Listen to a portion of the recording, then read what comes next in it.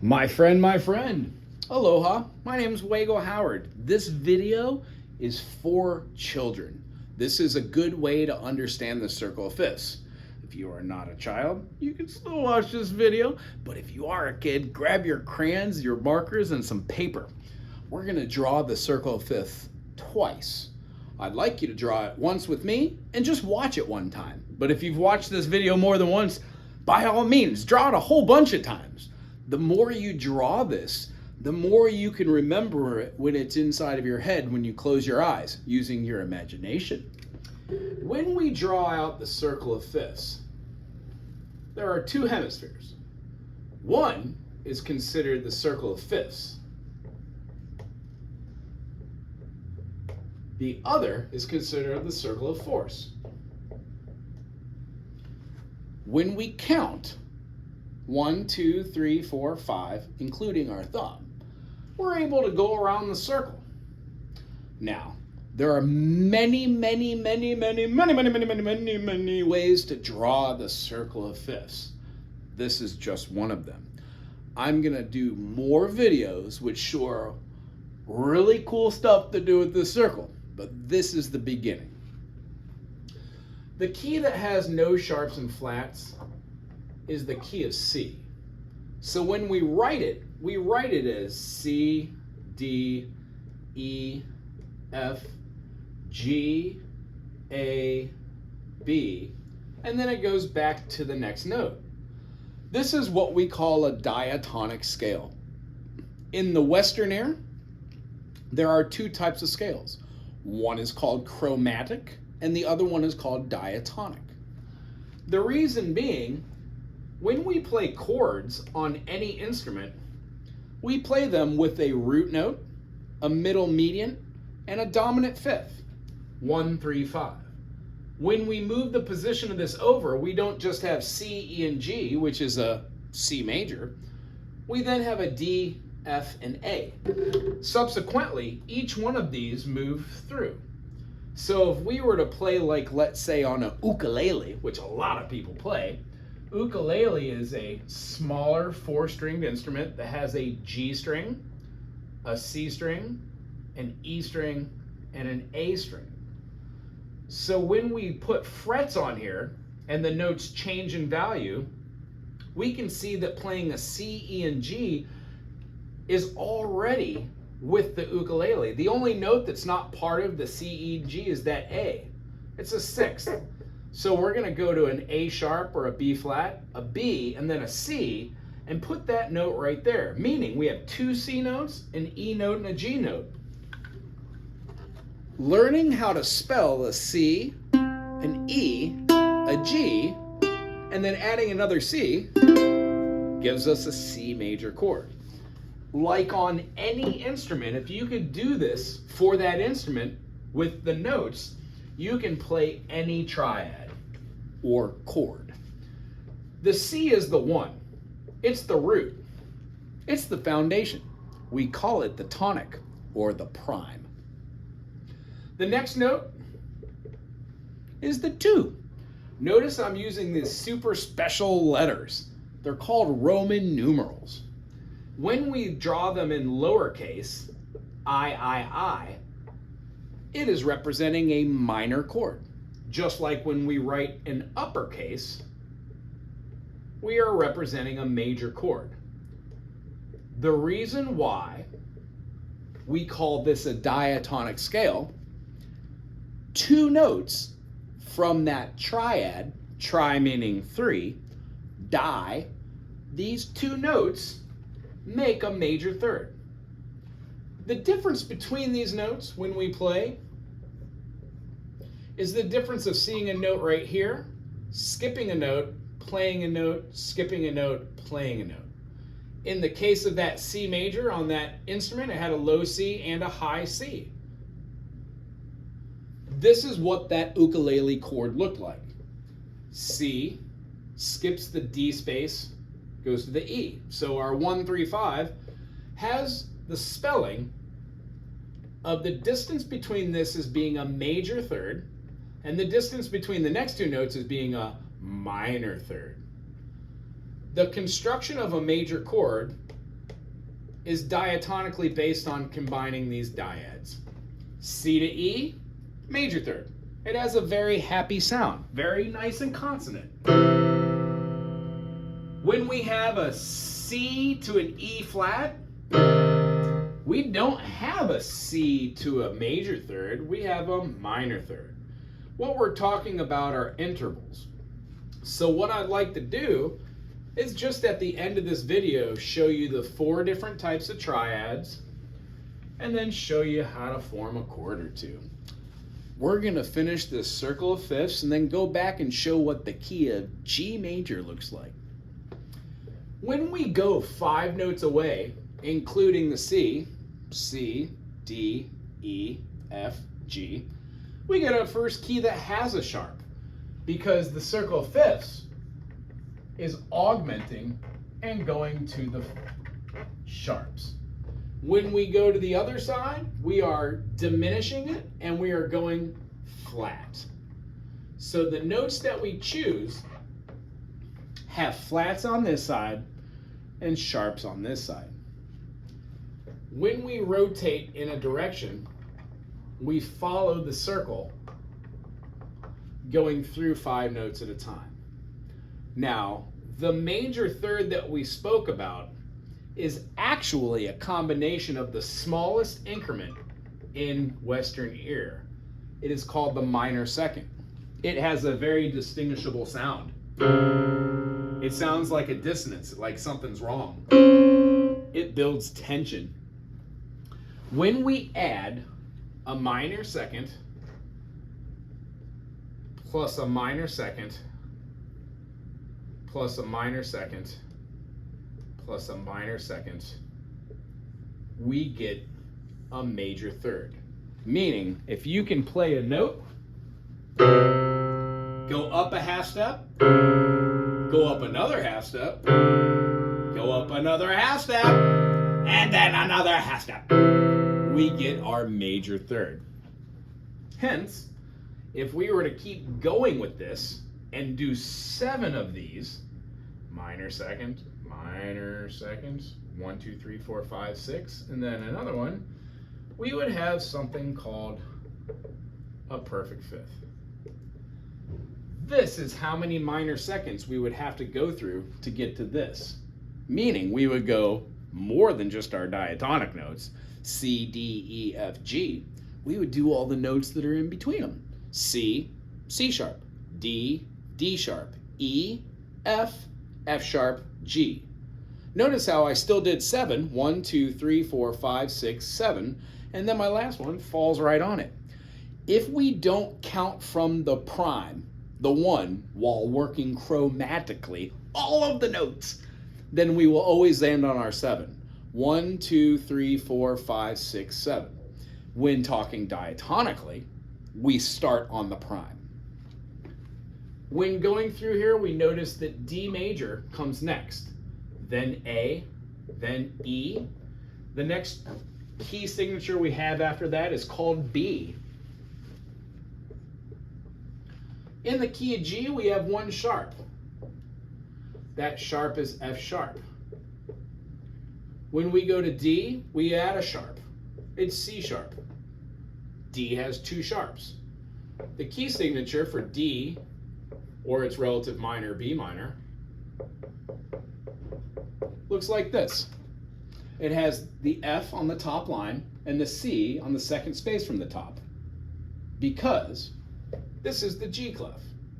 When we play a treble clef, we are talking about the note of G.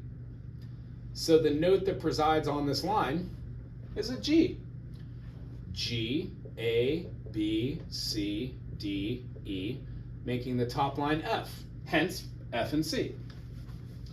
We generally start off with just C major, and then we go around the circle of fifths to explain C, D, E, F, G, A, B, C, G, A, B, C, D, E, F sharp, G, D, E, F sharp, G, A, B, C sharp, D, A, B, C sharp, D, E, F sharp, G sharp, A. If C had none, and G has 1 in its F sharp, D has 2 and it's F sharp and C sharp. A has 3, F sharp, C sharp, and G sharp. That must mean that E has 4 sharps, F, C, G, and D. So when we write E major, E, F sharp, G sharp, A, B, C sharp, and D sharp, this makes up a diatonic scale, unto which we know what our chords are. An E major is an E, G sharp, and a B. F sharp minor, G sharp minor. A major, B major. C sharp minor, D sharp diminished. The whole point behind learning the circle of fifths is to be able to recall that C major has 7 sharps and C has none. So if you could say C major, D minor, E minor, F major, G major, A minor, B diminished, C, then you absolutely can say C sharp major, D sharp minor, E sharp minor, F sharp major, G sharp major, A sharp minor, B sharp diminished. It's the same sonority based off of those original dyads. When we keep going, by all means, we could say C, D, E, F, G. Well, G sharp. Interesting. When we keep going along this line and do our fourths, we find that the first note we come to is a B. We already have a B, which is kind of why we didn't put an F down here. We already have an F. But more importantly, when we go from B to F, it's only 6 of those minor seconds. Remember, chromatically, don't start on the prime. We would have B right here. So we've got B sharp, which is a C. So C, C sharp, D, D sharp, E, F, F sharp. See how it doesn't really land on that 7th one? Well, we would need to actually put that down there with our notes.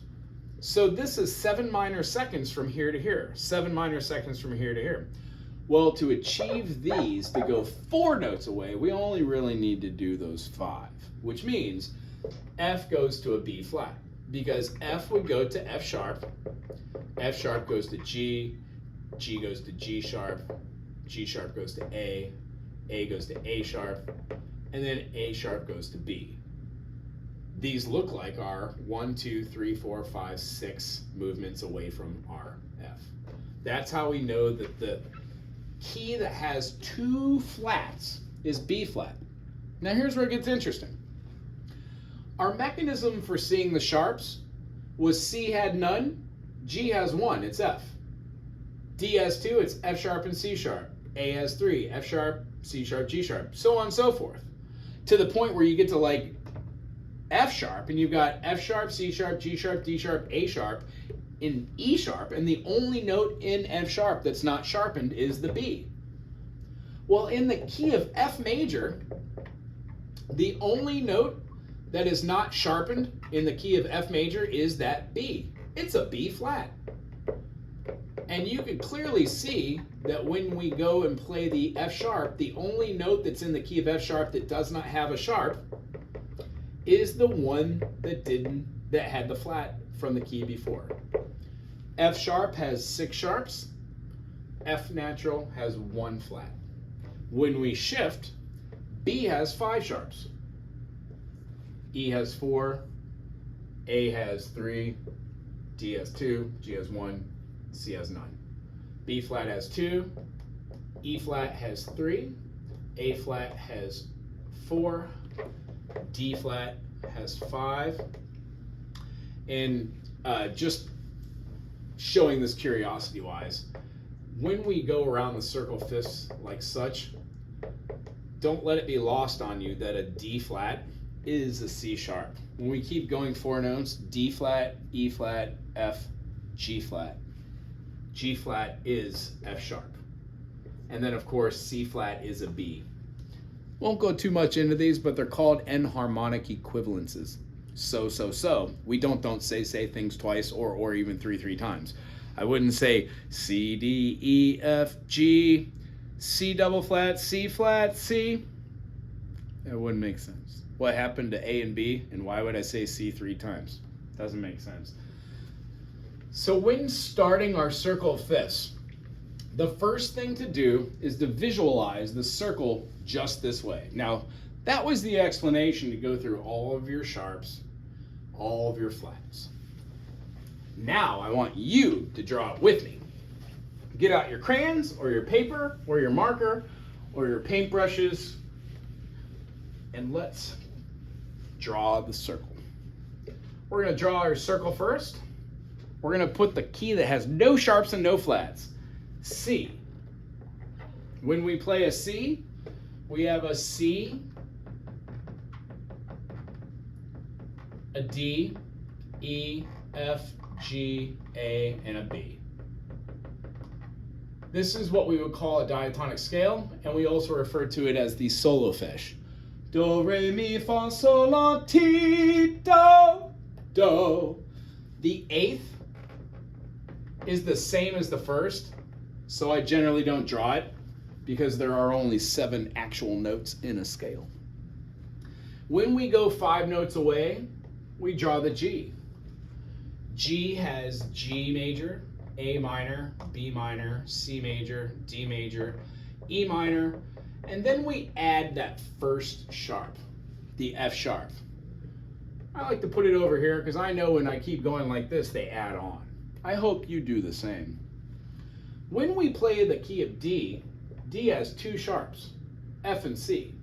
So there's 2 ways to do this. You can write out your D, E, F, G, A, B, and C, and then you could go back and add the sharps as they appear. There are no sharps in the key of C. There's 1 sharp in the key of G. That sharp is F sharp. G, A, B, C, D. The note right before D is C. Therefore, there are 2 sharps in the key of D. They're F sharp and C sharp. D, E, F sharp, G, A. Well, the next note we play is an A. A major, B minor, C sharp minor, D major, E major, F sharp minor, and G sharp diminished. When we wrote the D, we wrote it all the way through and then put our sharps in. When we wrote the A here, we put the sharps as they appeared. The way that you know that you're understanding the circle of fifths is that you are able to think of the key of E, the next one, and rather than just writing E, F, G, A, B, C, D, and then going to E, you can remember that the first sharp in all of these is F sharp. The next sharp that we had doesn't happen till A, but it happens to be the next note in the key of E. We know that there aren't these 2 in the previous 3 keys, 4 keys including no sharps, no flats, and then we add the sharp that happened in the key of D, F sharp and C sharp. We already have our third from here, and of course, every time we play a new key, the last sharp right before the resolution of the tonic is the new sharp. E, F sharp, G sharp, A, B. B major has 5 sharps. Those sharps, when we write them out or after the fact, let's try writing one after the fact. The sharp in the key of G is F. Sharp in the key of D is C sharp. D, E, F sharp, G, A. The sharp in the key of A is G sharp. A, B, C sharp, D, E. The sharp in the key of E is D sharp. And then lastly, the sharp in the key of B is the one right before B. When we keep going, we would say B, C sharp, D sharp, E, F sharp. Cool. It's a little funky, isn't it? Then we could try this. F sharp, G sharp, A sharp, B, C sharp, D sharp, E sharp. This is how you spell F sharp. There are 6 that have sharps and 1 that does not. When we write out our flats, you will notice that in the key of F sharp, out of 7 possible notes, 6 of them are sharps. If you take away those 6 out of the 7, what's remaining? You betcha, 1. There is 1 flat in the key of F. That flat is the note that was not sharpened in the key of F sharp. That note is a B flat. After that, our E flat. Let's do another comparison. Ready? How many sharps are there in the key of E? There are 4. There are 4 sharps in the key of E. F sharp, C sharp, G sharp, and D sharp. There are 7 notes in a scale. If you take away the 4 sharps, E flat has 3 flats.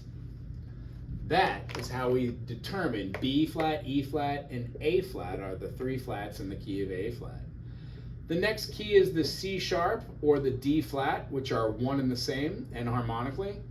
When we keep going, we get a G flat and a C flat.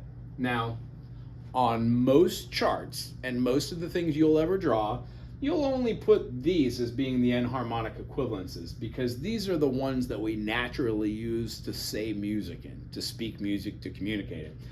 But don't let it be lost on you that when you keep going with your flats, C flat, D flat, E flat, F flat, if we were to write an F flat right here, you would find out that the E is an F flat, just like the E sharp is an F note. But we just don't want to muddy up our circle, so we just learn that and memorize those and keep those in our mind. They're called hypothetical keys. Sometimes you'll write in B sharp, but most of the time you'll just call it the key of C. It's much easier to say in the key of B there is 5 sharps. So in the key of B sharp you would have B sharp, or a B double sharp would be taking place, and you just don't want to deal with double sharps. So after this, the last one that we do, C sharp has all the sharps. C sharp, D sharp, E sharp, F sharp, G sharp, A sharp, and then B sharp. So little ones, if you're still with me and you're working on your circle, draw the circle. C, G, D, A, E, B, F sharp, C sharp. Super important. There are 7 keys that have sharps, and there are 7 keys that have flats. There's 1 key that's neutral that has no sharps and flats for a grand total of 15 key signatures. Now, when we see our sharps and we use our mechanism of flatting, let's try the A flat. So I'm going to leave A on the board. All right? And this is what we're going to leave you with. When we play our A major, there are how many sharps? None, 1, 2, 3. First sharp, second sharp, third sharp, which means when we say A major, we have A, B, C sharp, D, E, F sharp, G sharp. When we see that there are only 7 notes in a scale, diatonically speaking, and we remove 3 of those sharps, we are left with 4 flats. A flat has A flat, B flat, C, D flat, E flat, F, and G.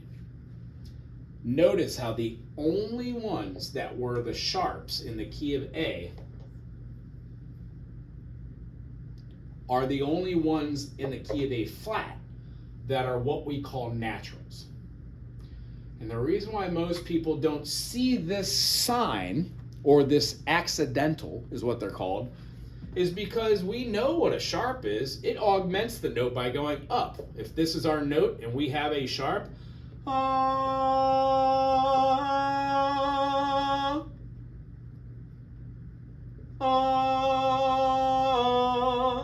those are our 2 purposes of the sharp and flat. But the note itself, without anything on it, is unnatural. There are 2 other versions of this. One is called a double flat and one is called a double sharp. However, you will not get into those in your first couple years of playing music, so no worries. This is a great place to stop, and another great place for you to start is to do the same thing I did with the sharps by layering on the sharps that we add by doing your flats. I'll start the first 1 or 2 with you. F, G, A, B, C, D, and then E. Well, we know that there's 1 flat in the key of F because there are none in C, one in F. That flat is B flat. When we go to B flat, we can carry that. So B, C, D, E, F, G, A, and then back to B.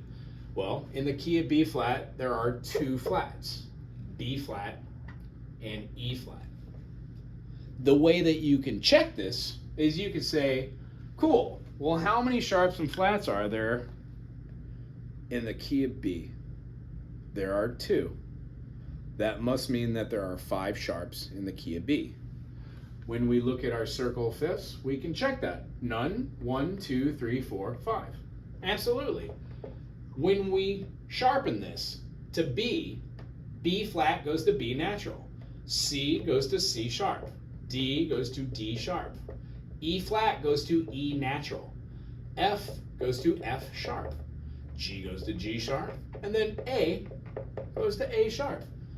Thusly completing the circle of whole tone, half tone, whole tone, half tone. The solfege. Do, re, mi, fa, sol, la, ti, do. No matter what your instrument is, no matter if it has frettings or if it has plucked or hammered strings, anything that makes a tone follows this scale. This is considering for the Western ear. The Eastern ear uses microtonal scales as well. When we play lower notes, they register for the whole chord. No matter what instrument you're on, the root note will correlate to the sonority of that scale tone. On a ukulele, this is a C major scale. The beauty of learning the cage system allows you to move this anywhere in bar. This is an E, however, I'm thinking through the eyes of C.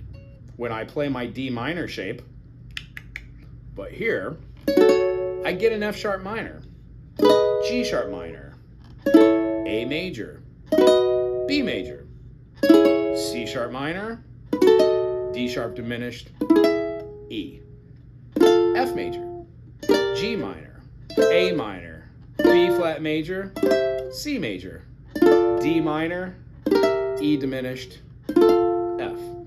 So on and so forth. This is just for the ukulele. However, there are so many instruments out there. If your instrument is your voice, please sing along with a piano or anything you could find. And then as far as drawing this out, I have drawn this out over 20,000 times in my lifetime. I dream about it when I sleep. When I'm playing, I visualize the circle to be able to move around the feeling of these chords to get further away from a center of gravity and away. And the last 2 things I want to show you for this, that if you're still watching, is this.